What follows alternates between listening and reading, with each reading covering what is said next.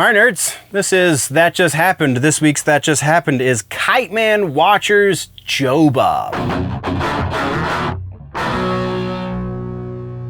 That's pretty easy to figure out. I gotta start engaging with more content, I think. That's right, this is That Just Happened. This is the review show for lazy people. It's self-deprecating, but it's also not true. I'm not lazy, I can't always get to ingest the things, which is why sometimes it takes us a little while to get to it. But this week, we do have a couple of fairly recent things that we're talking about. We have The Watchers, the movie from M. Night Shyamalan's daughter that is produced by Shaymalan himself, and also Kite Man Hell Yeah, which just launched on Max, plus the Joe Bob Night Marathon. We're going to talk about that because that just happened this week as well. The Night Marathon was the six movie marathon thing that Joe Bob did to celebrate 6 years on Shudder. We're gonna talk about it. Anyway, so starting things off with this week's That Just Happened, we're gonna talk about The Watchers because that was the first thing on the list. For those who don't know, this is a horror movie that was done by M. Night Shyamalan's daughter, one of M. Night Shyamalan's daughter. I don't think it's the same one that's in the Trap movie that plays the pop star. I think it's a different daughter.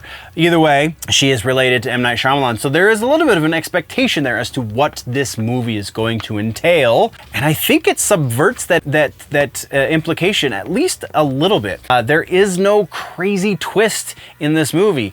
There is a big reveal, but in the world of M. Night Shyamalan, it is one that makes a lot more sense than anything else that you're going to get from him, which I think in the end means this is a more enjoyable experience than basically any Shyamalan movie I've watched, minus, again, Unbreakable and The Sixth Sense, and the other one that I liked was Split. Those three Shyamalan movies, they're the most straightforward ones of all of his movies as well. So it kind of makes sense that those are the ones that are kind of the Mount Rushmore of his movies. But this, I think, holds up with, at the very least, Unbreakable and Split. Maybe not quite the same level of execution as Sixth Sense, but it's her first movie, and she's already batting pretty good. There's nothing crazy new about this. Honestly, the first act of the movie kind of feels very familiar if you're watching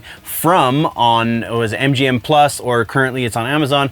If you're watching that show, then the first act of this movie is going to feel very, very familiar. There's a lot about that kind of parallels from. That's about where the similarities end, though, because there's no demons. There's no there's no human-looking demons that come out at night. These demons are a little bit different, and they're not really demons either. I'm not going to give away too much just because it is still fairly fresh, and I do think that it is something that is worth a watch, so I'll try and stay clear of the spoilers, but just know that there is kind of two endings to this movie, and the first one seems like it comes way too easy. That's because there's a second one coming up very shortly. So, and this is another situation that when that big reveal for the second ending happens, if you didn't at least suspect it was going to be something along those lines or that exact thing, then I think you weren't really paying attention. But either way, even though it's telegraphing where it's going from a mile away, it's still the trip getting there is very enjoyable. So I absolutely would say that Watchers is worth a watch, especially now that it's on Max. No pun intended, by the way, with the Watchers and watch. Especially now that it's on Max, and if you already have a Max account, then yeah, absolutely watch it. This isn't necessarily something to purchase a Max account for, unless you have a list of things that you're going to, you buy it for a month, watch all of those things, and then cancel your subscription. Yeah, this would go on that list, but this wouldn't be at the top of that list. So Watchers is a movie worth your time. And then let's switch over to Kite Man Hell Yeah, also on Max. Apparently watched a lot of Max over the last few days. Kite Man Hell Yeah, I only watched the first episode. This feels like, if you are a fan of the show that it spins off from, the Harley Quinn animated show, then you're going to at least appreciate this, because it's the same production staff, it's the same writers, it's the same kind of dick and fart humor. but it feels like it's missing something. And when you realize that you're missing Harley Quinn, something inside you breaks a little bit. I don't think Harley Quinn is a character that can stand on her own. We've talked about this a number of times on the show. But I think that animated series, because it is really an ensemble situation, she's just at the heart of it, and that she's like the focus. But like, still, you have Poison Ivy, you have her little group of misfits with King Shark and Clayface, and then you have her relationship with Joker, which I think is kind of still some of the best stuff in the beginning of season 1. Like, that's why that show works so well. When you step outside that circle of characters, they're still there, but you're focusing on Kite Man, how to describe their portrayal of Kite Man. It's kind of like all of the jokes that are made about Green Arrow, when they, Green Arrow he's not even a superhero. He's not even Batman. He doesn't have the same capabilities as Batman. He's not a proper superhero. He's just rich. That's kind of the joke that they're turning on to Kite Man. So it feels really played out for that reason, because we've already heard all of these jokes basically about Green Arrow, and now they're just making them about Kite Man. But also, like, just his character dynamic isn't as solid as Harley's, and it feels really weird saying that because I'm not a Harley Quinn fan. I like the Harley Quinn animated series, but again, in spite of Harley Quinn being at the heart of it, it's more just the general atmosphere of that show really is funny, really is reminiscent of the Venture Brothers. And the Venture Brothers honestly is the better version of it, but this is an adequate version of it. And this is like a copy of a copy. The Kite Man franchise or series is a copy of a copy at this point. So you're really starting to get fuzzy around the edges and kind of losing a lot of the point of it. So recommend mild. If you put it on as background noise, if you loved the Harley Quinn series, like you really are just champing at the bit for more animated Harley Quinn, this will scratch the itch to a certain degree. It's just not as well executed, is the best way to put it. And then let's talk a little bit about the Joe Bob Night Marathon. I haven't finished it yet, so we're not going to talk about all of it because wow, I am getting old. But I did make an attempt to stay up for the as much of the night marathon as possible. I mean, I did have to work the next morning, so that's a pretty early day to not get any sleep on. So I knew I was going to have to chunk it up a little bit, but I thought I'd make it deeper than 3 movies. I mean, every example of Joe Bob, even if the movie that he's playing is not enjoyable, his insights into the movie making process, especially low budget movie making process, because that's largely the kind of movies that he covers are low budget horror films. I mean, not always, but basically like 95% of the movies he covers have 0 budget. So like just his insights into how things are made, his insights into what the filmmakers were trying to homage, or what they were trying to, the philosophy they're playing with, because there's a lot more to horror movies than just the gore and the violence and the killing and then the sexualized elements of it as well, which seem to be rather popular with people who watch those movies. I'm people who watch those movies. There's more to it than that. That's the kind of stuff that kind of draws you in, but then if you're paying attention, a lot of times the filmmakers are doing things that are trying to get you to question your surroundings, question reality even sometimes. So like it's really cool to have him break down those elements and kind of have a conversation, albeit with sometimes one of the dumbest people in the world. Still, he's having that conversation really with you, the audience.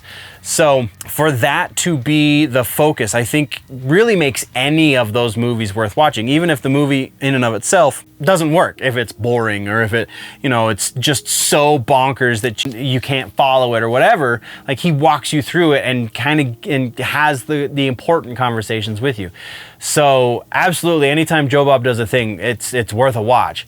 The night marathon, though, he goes into some really interesting places, at least the first 3 movies. The first movie was the Sleepover Massacre from '79, I believe is when that one came out. And then When Evil Lives is the second movie, and that's a Spanish language movie from Argentina, I believe, that came out in 2023, and that, or 2022 maybe even. And that movie is largely more disturbing than I was expecting out of something getting played on Joe Bob. Like, that was effective and affecting. So yeah, super like unexpected when he goes with something so recent at any point, but especially when it's something that's supposed to be a celebration of being at Shudder for so long. I was kind of expecting all 6 movies to be super campy. And then the third movie is a movie that is super duper interesting in that it spans like 30 years of getting made. So the movie was conceived in the 80s. The name of the movie is The Japanese Bodybuilder in Hell, or something along those lines.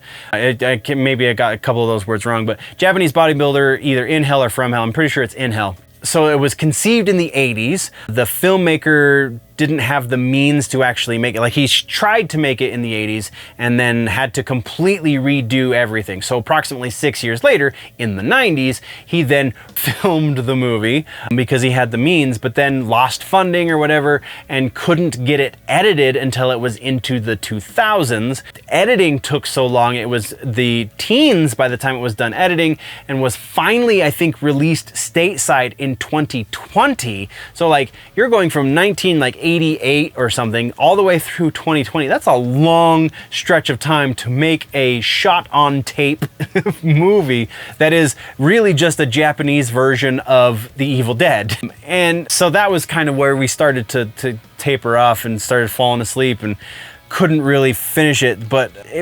again, even though like I don't necessarily have much of an appreciation for a lot of shot on tape horror, because it just, that level of low budget really doesn't appeal to me, it's still interesting to hear the Joe Bob insights into stuff like that. And so I'll also, not being super like rooted into the horror community, but knowing people who are, it's really interesting to see that this is a movie that honestly has been kind of elusive to horror movie fanatics, because it's hard to get your hands on a copy of it, because like I said, it took 30 years almost to make the damn movie, and then only so many copies get printed every time it goes through a round of printing. So yeah, it's really cool that something so rare found its way onto Joe Bob as well. So as far as the other, I think it was 6 movies, so that would be the other 3 movies on the night marathon. Still gonna make my way through those. I plan on watching at least one of them this week, so we will very likely be talking about that next week. But as that kind of leads us into our next little subsection here, and that is